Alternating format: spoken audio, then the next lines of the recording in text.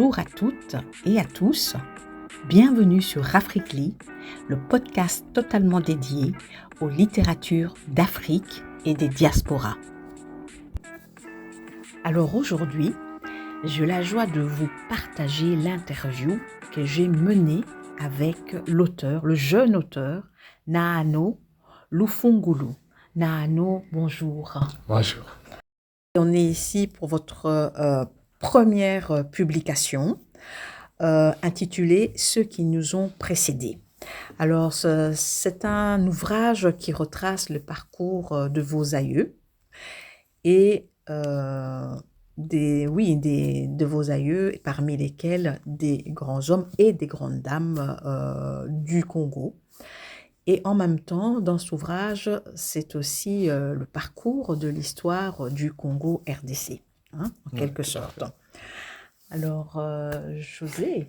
Oui, écoute, bonjour Nano, bonjour Marie-Thérèse. Bonjour. Donc, toujours un plaisir de participer à ces interviews. Alors, Nano, je vais me permettre de te tutoyer. Et donc, avant de rentrer dans ton livre, la première question, ce sera de savoir, avant d'écrire, est-ce que tu as lu? Comment est-ce que s'est déroulé dans ton enfance, ton adolescence, la lecture? Bon, j'ai toujours lu pendant mon enfance et tout. J'aime lire beaucoup, donc je lisais beaucoup en tant qu'enfant et tout. Et au fait, ce qui m'a inspiré d'écrire, c'était en lisant aussi. D'accord. Je lisais le livre de ma tante, grand-tante Clémentine Faïd Nzouji, tu le leur diras.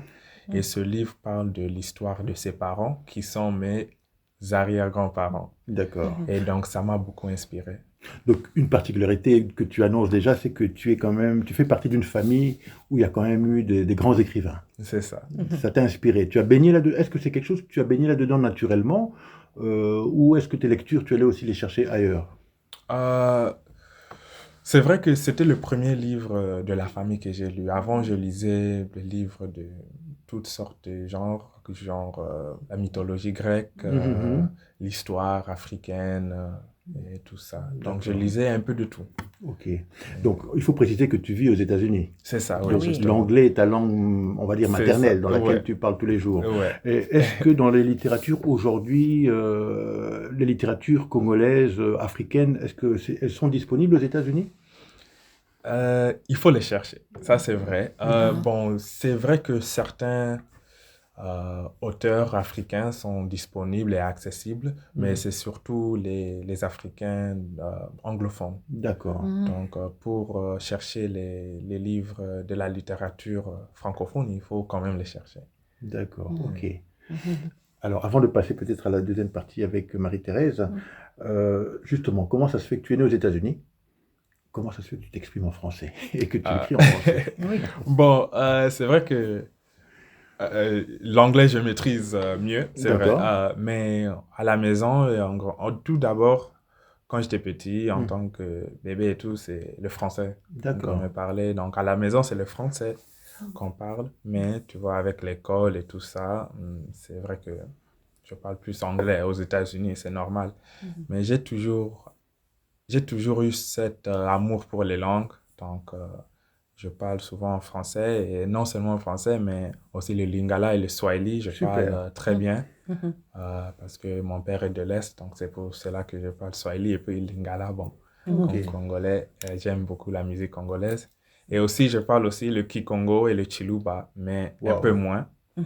Et donc, j'essaye d'améliorer ces deux langues, et aussi la langue de ma tribu, le machi, je parle un tout petit peu, mais ça aussi, j'essaye d'améliorer. Donc, j'ai toujours eu cet amour pour les langues, et je continue à progresser, quoi. Ok. Oui, votre livre, Ceux qui nous ont précédés, donc c'est un livre qui parle de la famille, mais donc automatiquement du Congo, mais c'est un travail énorme. Donc le livre, c'est plus de 500 pages, c'est ça. Mais et c'est un travail aussi très documenté. Mais comment vous avez procédé? Et en combien de temps vous l'avez écrit? Voilà, quelle a été l'approche? D'accord. Bon, pour dire vrai, au début, je croyais que ce livre, ça allait me prendre comme un an peut-être, tu vois. Mais j'avais tort. Donc, en fait, au début, je faisais beaucoup d'interviews. J'appelais les gens de la famille, les grands-pères, les tantes, les oncles. Mhm. Et je leur posais des questions sur leur vie et tout. Et j'enregistrais tout. Mhm. Et puis, ce qui était difficile, c'est parce que tout le monde parlait des langues différentes. Ah oui. Bien sûr, il y avait plusieurs qui parlaient français. Donc, c'est pourquoi j'ai décidé le livre sera en français parce que la plupart des interviews se faisaient en français. Mais Mhm. j'avais aussi des membres de la famille qui parlaient anglais ou, par exemple, Swahili. Par exemple, mon Mhm. grand-père, il parle que le Swahili, le match. Donc, je devais faire des interviews aussi en Swahili. Ok. Et donc, Mhm. je faisais la transcription et puis la traduction, Ah. là où c'était nécessaire, par Mhm. exemple. Et donc, et puis, au-delà de ça, je faisais aussi la recherche parce que je devais vérifier les infos que les gens me donnaient Mhm. et retracer aussi l'histoire et tout ça. Et tout ça. Donc, ça m'a pris 5 ans. Donc, j'avais tort, je croyais que ça allait me prendre un an, mais ça m'a pris 5 ans. Mais bon, tu as 19 ans et ça t'a Mm. pris 5 ans. Ouais, Donc, j'ai commencé quand j'avais 12 ans. mais non. Ouais, ouais. Donc, ouais, ça m'a Waouh. pris Waouh. beaucoup de temps, mais Ah ouais, ok. Donc, c'est un travail que tu as commencé il y a bien longtemps, ouais, petit à petit, quoi. Oui, oui, oui. c'est ça. Et donc, mais à 12 ans, comment tu avais déjà l'idée que ça allait donner un livre ou alors tu as arrêté par moment, tu as fait par En- petites touches, quoi, parce Là, que... en tout cas, au début, je travaillais euh, tout le temps sur le livre. Et au fait, au début, c'est vrai que je ne m'y attendais pas à ce que Mhm, ce soit plus de 500 pages, quoi. mhm, Mais avec le temps et les interviews et le contenu, je me suis dit, waouh, ça c'est vraiment un livre qui doit être publié, quoi. Une mhm, histoire importante, non seulement de ma famille, mais de tout un peuple. mhm, C'est pourquoi je me suis dit, bon, je dois vraiment travailler dur pour que cela soit vraiment un bon livre. Et mhm. aussi pendant Covid, parce qu'il y a eu Ah oui. la pandémie de Covid, j'étais à la maison tout le temps. Donc, ça m'a permis de vraiment faire des recherches et Mhm. vraiment me concentrer sur ce livre. Ouais, alors, une fois que le livre a été écrit, produit, quels ont été les retours? Dans un premier temps, les retours de la famille, les réactions. Euh, Tout le monde a apprécié, bien sûr, parce Mhm, que c'est une œuvre qui n'a pas vraiment été faite. C'est vrai que tu le leur diras de ma tante. mhm, Ça a tracé surtout l'histoire de ses parents. mhm. Mais avec mon livre, je parlais aussi de sa génération Ouais, aussi. c'est Donc, ça. tu vois, La sa génération génération, suivante. c'est ça. Mhm, Et les générations suivantes, donc tout le monde a apprécié et tout, parce que c'était vraiment une œuvre qui n'a pas été fait avant. Et mhm. surtout que j'étais aussi jeune aussi. Donc, les Ça. gens ont vraiment apprécié ça. Et surtout que j'ai écrit en français, Ah oui, oui. ce qui n'est pas la langue que je maîtrise le plus, quoi. Et, Et après, j'ai fait la traduction en anglais pour l'audience anglophone aussi. mais il n'y a pas eu de restriction de la part de la famille.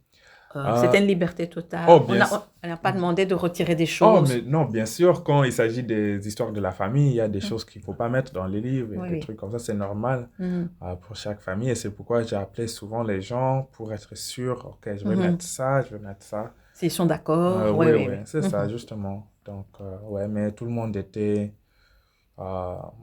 tout le monde m'aidait et tout ça. mhm. Donc, il n'y a pas eu de problème quand le livre est sorti.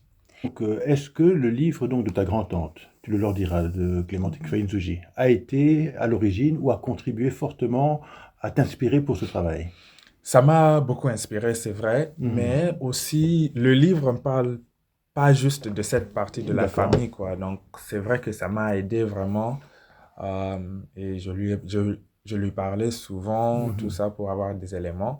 Donc, ça m'a aidé, mais ce Mhm. n'était pas la seule source, quoi. D'accord. Parce que, au fait, le livre est divisé en disons, 3 parties. Parce qu'il y a D'accord. la famille de les Kadumanzuji, donc Mhm. Mhm, la famille de ma grand-tante et ses parents et les générations suivantes. Mais il y a aussi la famille de mon père, qui est de l'Est.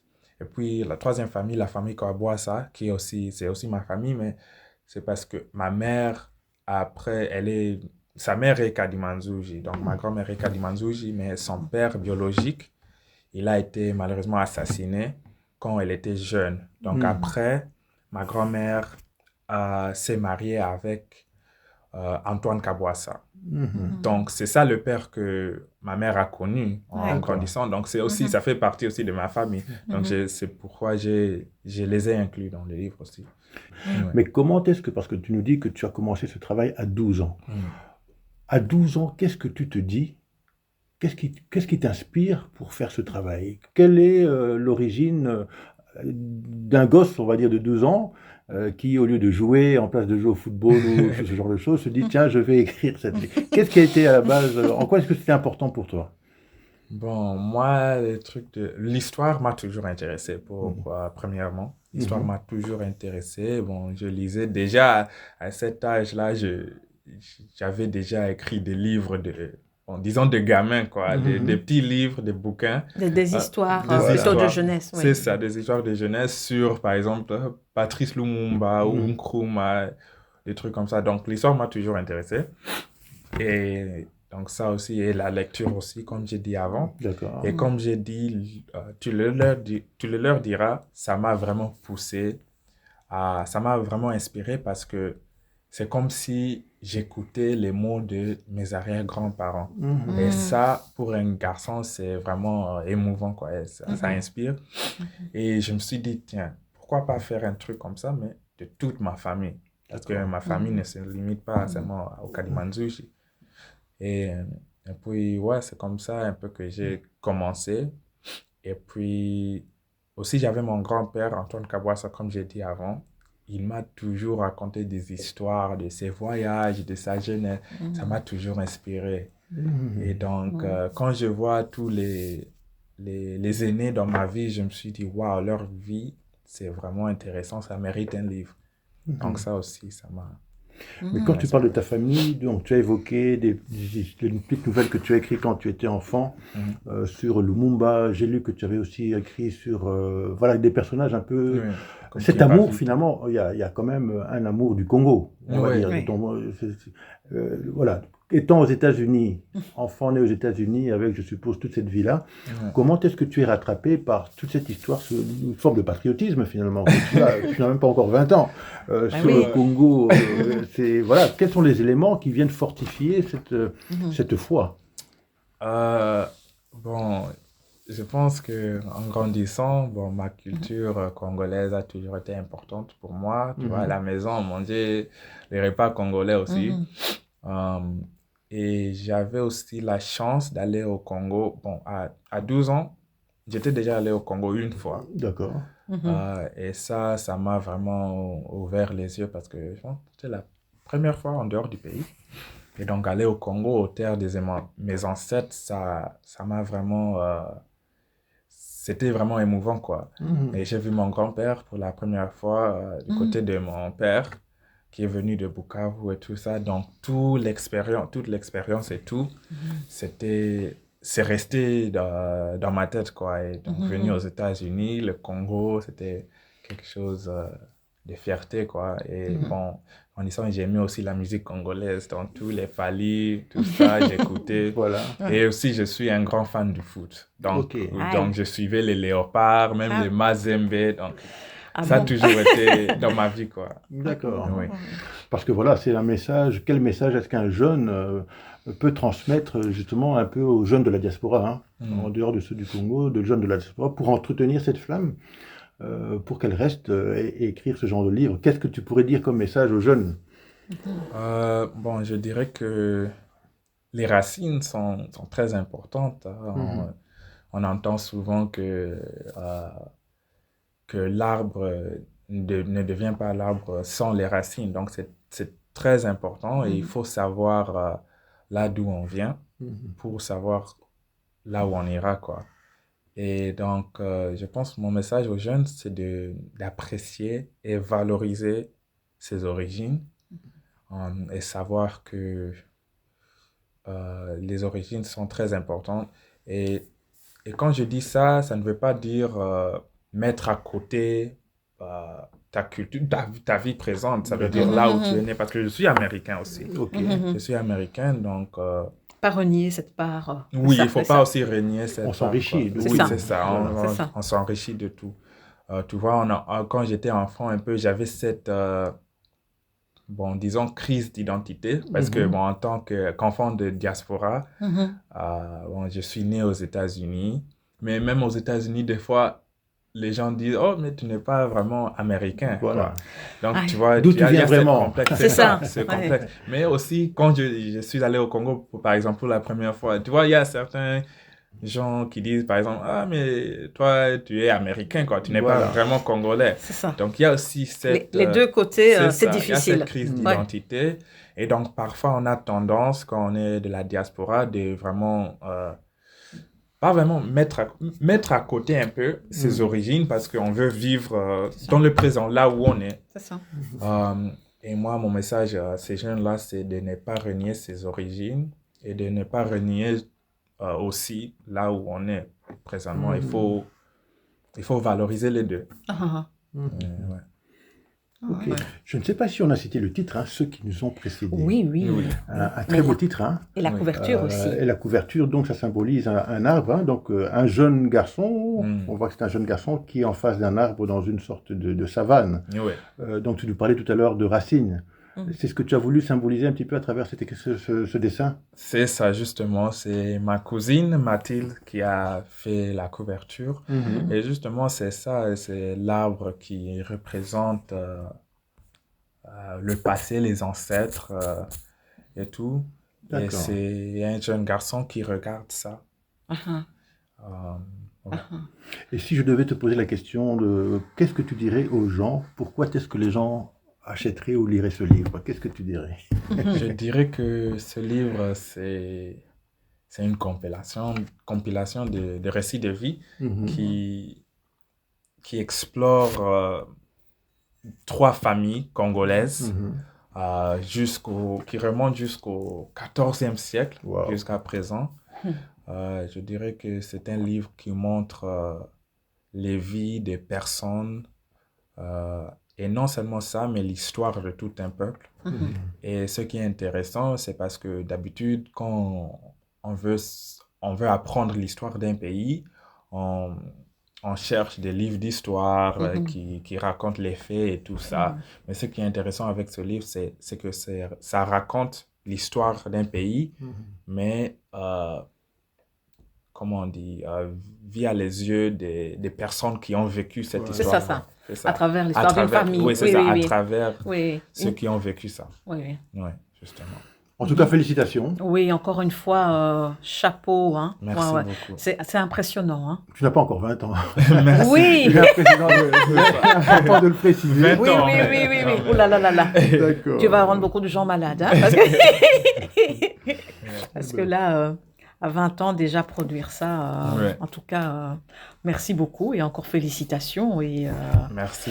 Bon, on espère se revoir prochainement pour continuer. Oui, pour la suite, pour d'autres livres, pourquoi pas. Bien sûr, Au revoir.